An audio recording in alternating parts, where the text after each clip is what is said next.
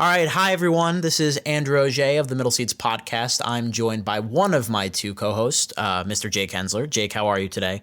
I'll save the insults right now because it's just you and I. It'd be a little awkward. There's no one to play off of. Yeah, I was going to say, normally it's like a roast where you and Nate can team up on me, but now it's just like personal, so it's not necessary. This is more NPR than Barstool, I guess, today. Because we're going to be talking about, we're going to try to like build up hype here with the Star Wars movies. Because, of course, as you guys know, Rise of Skywalker is coming out in December 20th, right? I think a month of the day we're recording, right? Yeah, I think it's Well, there we go. So it's like 30 days of Star Wars and Ewoks and Jar Jar Binks. Why choose those two? So what we're going to do is we're going to kind of give you guys 25 to 30 minute reflections on each of the movies in the series. It might be just like two of us. It's always going to be me, but sometimes it might be me and Jake. Sometimes it might be me and Nate. And sometimes you get lucky and you'll get all three of us. We're going to go in chronological order. So not release order, because as you know, George Lucas decided that he was going to make this a bigger thing than it was after it became such a huge phenomenon. So after the fact, when they asked old George what A New Hope was, he's like, oh, we started with 4. We started with 4. What do you think about George Lucas? I actually don't know what he sounds like, so you could be spot on. I just know what he looks like. I don't think I've ever heard that man speak. He sounds like a mix between Kermit the Frog and like the guy who serves you ice cream at Rita's Water Ice. You probably don't know what Rita's Water Ice is. What's the Long Island equivalent of like an ice cream shop? I actually do know what Rita's is, but Ralph's would be Long Island. Ralph's. Okay, there you go. Well, that's what George Lucas sounds like. And I know that because in a lot of research I did a while ago when talking about the movie we're talking about today, Star Wars Episode 1, The Phantom Menace, which came out in 1999. It was the beginning of the second of 3 trilogy of Star Wars movies. And was one of the most hyped movies of all time. So there's a bunch of documentaries behind the scenes about the making of the movie. And he just talks through the whole thing. And you get a lot of insight to what worked about this movie and what didn't. It becomes very obvious. And I think we all have learned what didn't. Yes.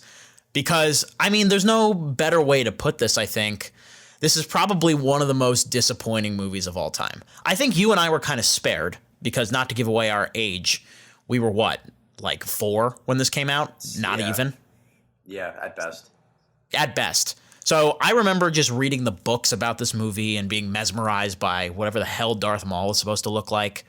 And just all the different Jedi stuff. I was just learning what Star Wars is. I was not as attached as some of these people who were 30, 35, some of them even 40, and grew up with Star Wars and loved Star Wars and had to sit down and watch this as their first Star Wars movie in almost 20 years. Well, the funny thing about that is the theater, the people coming out of the theater, their reactions were stellar. Like, people were amped about this movie when they first came out. But I think there's a reason why. They end it with a space war on droids and one of the only good things about it, a good end lightsaber fight with a really cool villain. So everybody walked out of there like, what? Star Wars is back? And then they realized there's a lot of alien politics that nobody cares about. Yeah, I think people were really itching for the franchise to come back. And you make a really good point there, too, because it took some people years to convince themselves that this movie isn't the best movie in the franchise, let alone like mediocre to not very good. Exactly. Like, they probably had to sit down. Repressed memories, dig them up. Yeah. Took a Rorschach test, and there's Jar Jar Binks and a Watto cut out. Yeah. I just think, like... You see here, pod racing. Oh, exactly. Like, it's these repressed memories. Because when we love movies so much, we want them to be amazing. We want every movie to be amazing, even if that's not always the case. And sometimes we try to convince ourselves that what we saw was really good. I think the first time that ever happened to me was Spider-Man 3, when I saw that in 2007, because I was about 11 or 12, and that was one I really wanted to work. And I'm sure you were the same way. You were probably a big Spider-Man guy growing up, right? It came out, my birthday's at the end of April, and that came out at the beginning of May. I had a birthday party at the movies for that movie. So, yeah. Way to let down all your friends. So, yeah, I didn't have a birthday party after that. No, yeah. I'm kidding. Banned from the theater. But yeah, so The Phantom Menace, of course, just a little bit of table setting. And by the way, if you haven't seen these movies, we're going to be spoiling them. We're going to talk about them openly because... Yeah, this movie came out 20 years ago. This movie is over 20 years old at this point. So if you haven't seen The Phantom Menace, good for you, first of all. And second of all, what are you doing here? Like, I mean, we appreciate you joining us, so I'm not trying to push you away. But basically, this is the beginning. It's the first part in the 9-part Skywalker saga, which, of course, goes through the legacy of the Skywalker family as it relates to the overall Star Wars story. And we meet Anakin Skywalker, who, of course, will later become Darth Vader. We meet him as a kid. He's played by Jake Lloyd. He's a slave on Tatooine, and he gets mixed up in this huge intergalactic conflict where we meet a bunch of different races. We go to a bunch of different planets. We see some old familiar faces. We see some new faces. There was a lot to probably be excited about when this movie came out. I mean, if you think about the hype level of how movie anticipation has changed, like, Jake, you and I remember just going back to last year when we eagerly anticipated the Avengers Endgame trailer. We woke up at 8 a.m. and all we had to do was turn on our laptop and it was right there, you know? Yeah. It's completely changed. Well, I also, as far as Endgame goes, I would go, every time they dropped a trailer, I was working at a restaurant at the time, I would go to the bathroom and watch the trailer, and then I did that same thing to buy the tickets. As soon as they dropped, I went to the bathroom, bought my tickets, and I was like, I don't care who needs me for what. Working at a restaurant for 12 plus an hour is not as important as seeing this movie opening night. Your bosses probably thought you had IBS, to be honest. I would every time an Avengers trailer drops, Jake's in the bathroom. It's oddly coincidental. Yeah. What an oddly specific bladder, I think would be my thought. Yeah, it's like that Mean Girls thing. I can tell when it rains. Right, exactly.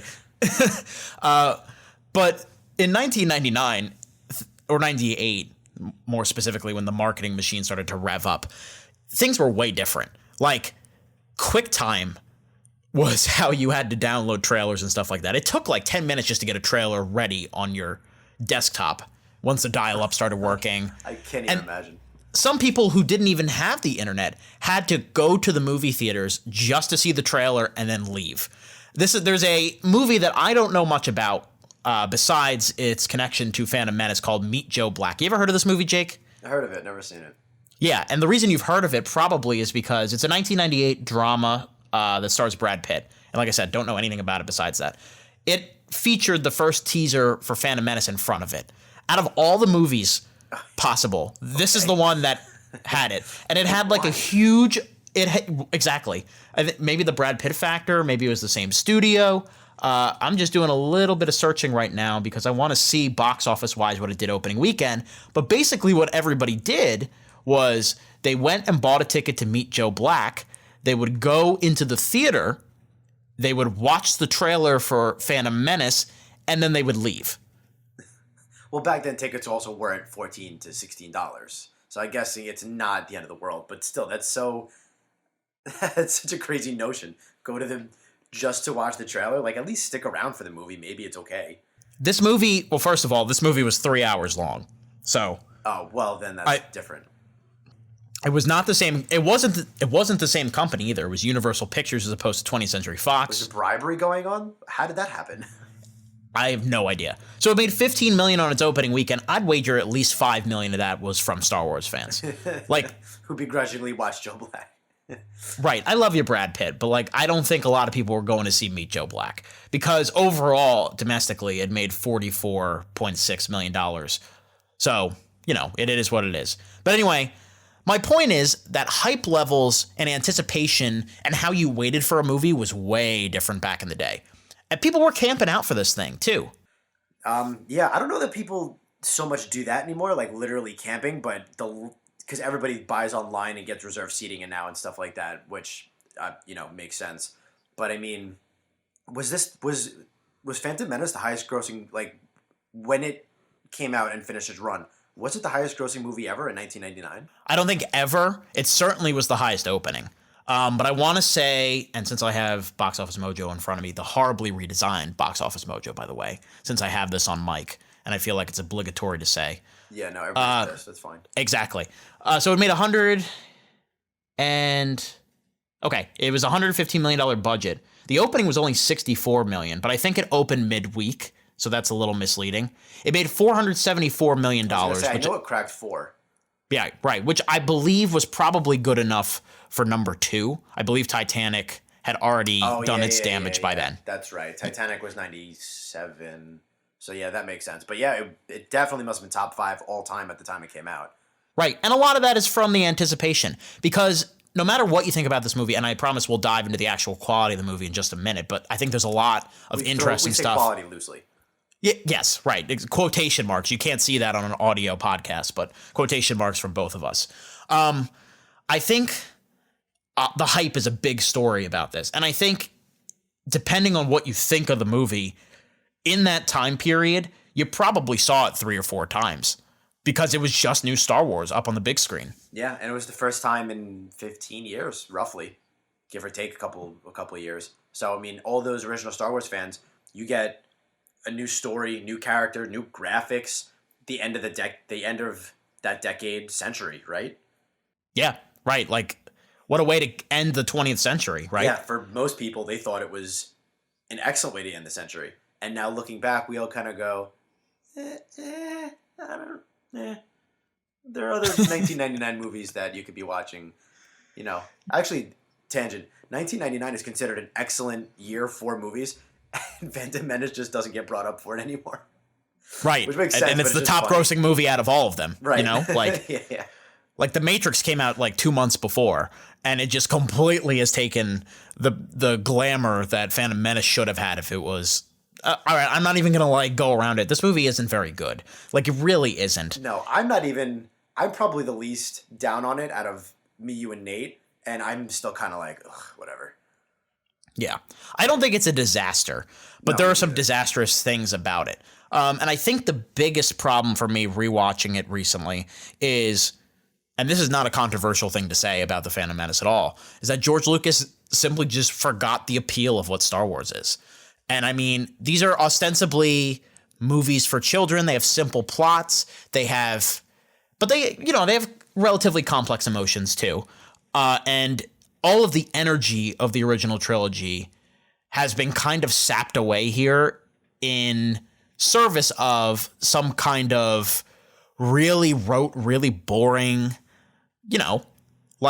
political plot. And it really doesn't make sense why we linger on that. Yeah, there's a lot of wandering and meandering and just almost figuring out what to do next. And I know there's the main joke, the midichlorians. Everybody makes fun of the midichlorians because, God, nobody cares. Whatever. And I actually rewatched parts of it recently. I had my friend over who had never seen it, and not that this matters. We were waiting to see if my other friend was coming over or not. So to kill time, I was like, "Oh, that's right, you've never seen Star Wars." And I was going through Disney Plus, and I showed him a couple of the cool things from Phantom Menace because it was episode 1. All right, where's the rest of it? Right, and I showed him a couple of cool things, and whatchamacallit? We were watching Jar Jar, and I was like, I get that he's supposed to be the comedic relief, the family friendly character, the one that kids kind of grab onto, but he's so annoying. Shut up! Why is he on the front lines of battle? Why there's a point where he's on a tank and a war general is like, Jar Jar, take this, destroy the tank. I'm like, why are you handing him anything? Well, it's just it's hilarious because half of the movie he is, he's banished from being a part of the Gungans. He's not welcome among them. And then immediately when they form this alliance, he's promoted to general. And it's wow, you were looking for an excuse to make him some kind of law figure. And he's done nothing to earn this at this point. He just happened to bring Amidala to the Gungans. George Lucas had, in that documentary I was talking about, George Lucas has a very famous line where he is looking at the storyboards for the movies and he goes, Jar Jar is the key to all this. And I want to know what kind of lock he was trying to put that key into, because it does not fit with, you got this really boring political plot. And then you have this just these poop jokes and these fart jokes and this just ridiculously obnoxious character, very much in contrast from each other. And it's this movie doesn't know if it wants to be sophisticated and attempt to go that route, which if you're going to do that, okay, I don't know if that's my favorite mode of Star Wars, but at least commit to it. This movie is so all over the place. He really only should be a comedic relief and like family fun character, but you gotta dial it down or change his direction somehow because he's just screeching and bumping into things, and he's too incompetent for his own good. And then they give him too much responsibility paired with that incompetence. Like if we're gonna dissect the Jar Jar character, he's now famous because he's annoying, and that's it. It's all he's known for. He's known because he's annoying, and he ends up on the Senate in like Revenge of the Sith. What are you? Yeah. What are you, insane? That was quite the move because we'll talk about Attack of the Clones on another podcast, but George Lucas fully leans into Jar Jar's obnoxiousness by basically making him the reason that the Emperor is able to take over with all powers and no kind of checks and balances. Like, it's such a mess. And like, who thought that was a good idea? Other than George Lucas. Like, did nobody sit George Lucas down and was like, George, listen. Well, that's the problem, and I think that is the key to why this doesn't work, because Empire Strikes Back and Return of the Jedi, which obviously are much superior films to this, they were not directed by George Lucas. Like, he, of course, wrote the film, but you have another person playing off of him. You know what I mean? Right. This is full on George Lucas, and at this point, who's going to tell George Lucas no? Like, the intern bringing him Starbucks? No. Like... You got to cue Kanye. No one man should have all that power. Exactly. And it's just like, it doesn't make sense. It doesn't feel like the other movies. And I mean, it feels, at least it's a little bit more practical than the ones that follow. At least there are actual sets in this. But man, just like the faux complex plot that I was referring to, it just makes everybody look like an idiot because it's not smart enough. Like the Jedi look like idiots in this whole trilogy. And like everybody that isn't the Emperor looks stupid. So it's like George, this is not serious. Like this doesn't work. And I always liked Obi-Wan and Qui-Gon as characters, but when he's yelling at Anakin, 10-year-old Anakin, stay in that cockpit, why? This was just a battleground with casualties and like laser guns. Why would he stay there? Get him out of there. Get anybody to get this little boy out of there. And then he ends up flying the cockpit, flying the spaceship, figuring it out, which, okay, he's supposed to be the chosen one. He ends up the best pilot in the galaxy. I get it. But at 10, he blows up the entire base. Like on accident. On accident, yeah. Come on. Come on. They can't penetrate inside this spaceship. And he just like accidentally hits a blaster and he's like, oh, okay, cool. Now this is pod racing. No. Exactly. No, you're completely winging it. You have no idea what you're doing. It's the equivalent of a drunk guy wandering in somewhere he's not supposed to be. Like, what if they were just like, oh my God, we were just going to try to disable the shields and make them surrender. You blew them all up. Jesus. Well, he did end up in the dark side. Yeah, this will without a doubt, Anakin, be the worst thing you do in your life right now. Yeah, but like, why is he like Qui-Gon is stupid? I want to hear your anti Qui-Gon because I always liked Qui-Gon, but I haven't seen this movie in a few years. He's just like he handles every situation horribly. Like there's one scene, and this is a pretty minor scene in the whole grand scheme of things, but when they get to Tatooine and there's this big sandstorm, and him and Padme, aka the Handmaiden. I mean, she's kind of a double agent, but it's never not obvious that she's really the queen. Yeah, I'm still confused by all that. Yeah, I don't understand. Like, she's in more danger out in the field, and he, like, this Qui-Gon Jinn, who's supposed to be able to read minds, can't tell that this is the queen until she like she reveals herself. Oops. But they get pulled in to Anakin's house, and they have dinner with his mother. And Anakin's pretty smart. He's like, oh, look at that laser sword of yours. You're a Jedi, aren't you? And Qui-Gon unprompted goes, what if I killed a Jedi to get it? And it's like, dude, you're having mashed potatoes at their table. Like, what? Like, is that a joke? I do remember that. Right. Why would you? But for me, George, why would you leave that in there? Like, do another take of that scene and see if it works better. Like, come on. There's just a ton of awkwardness like that sputtered throughout the entire film that I was noticing a lot watching this time around.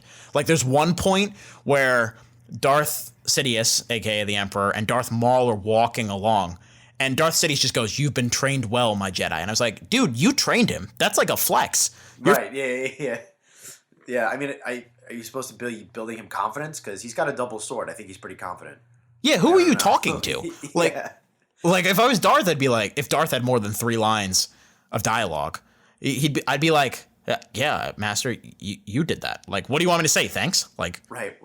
Word. I already said I was sorry.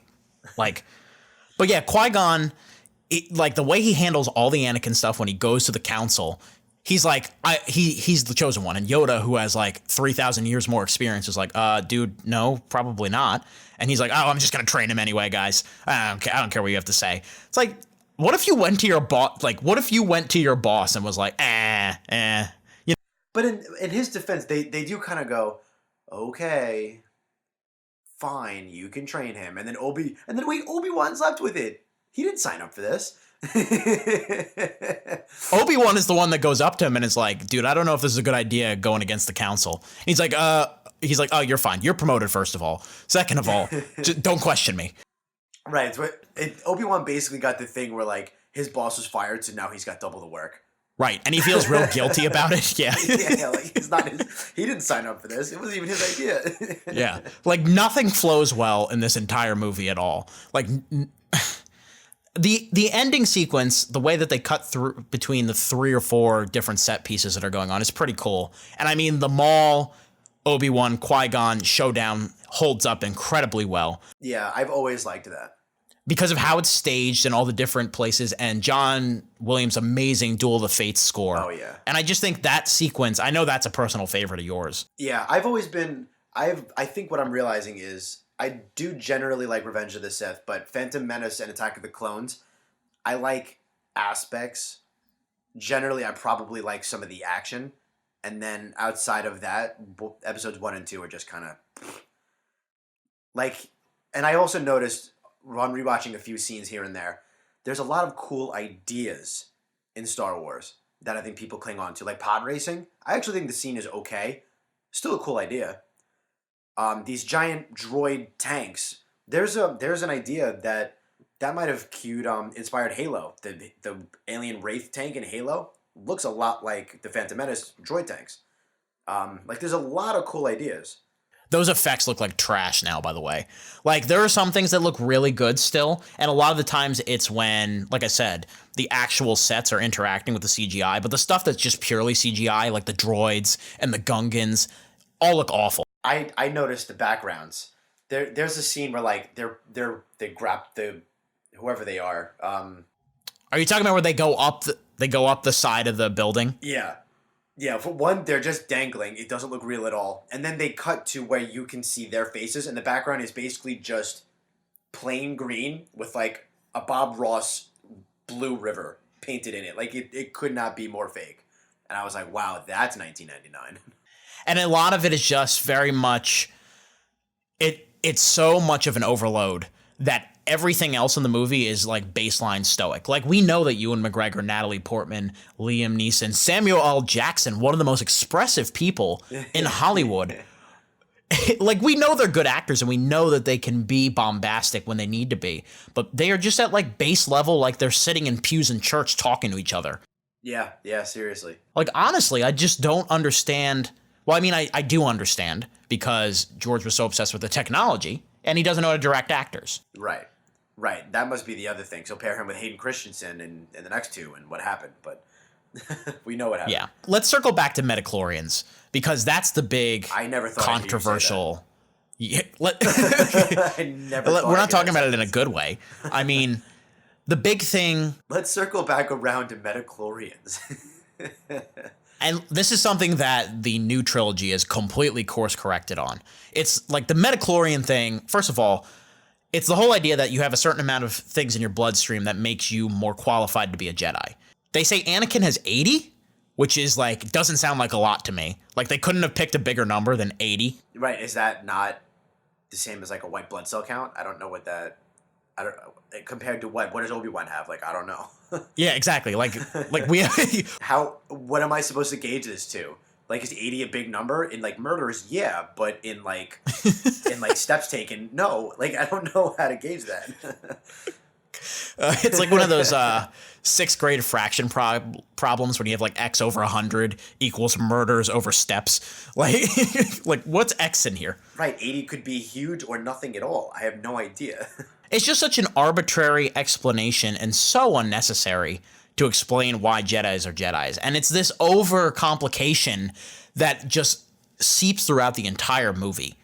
Other than just spouting jokes at it, like, they don't even give us a point of reference. Like, what does Yoda have? Does the average person in the Star Wars universe have any? Does everybody have one? Is there a base count? Like, why bother? Why bother with midichlorians? If you're not at least going to give us something to, like, grab onto with. Yeah, there's just no, like, kind of palpable tension anywhere in the movie because, I mean, it's a prequel, so that's to be expected a little bit. But, like, odds are if I haven't heard of a character, you're not making it out, or you're not that important. Like, okay, I know Anakin and Obi-Wan are going to be okay, but the rest of the movie is just sitting there waiting for it to be over. I think you could have done this prequel trilogy and just not had this movie. Like, I think you could have started with Attack of the Clones, maybe done a Clone Wars movie, and then use Revenge of the Sith as your kind of birthing off point. Like, what does this movie add other than actually meeting Anakin as a child, which I think we all wish we could erase because Jake Lloyd kind of sucks at this. Right. I'm looking for a counter argument, but it's really like, yeah, it's meeting Anakin. It's discovering a little bit about Obi-Wan's beginnings. Yeah, but like I feel like the Obi-Wan we meet in Attack of the Clones is way different than this one anyway.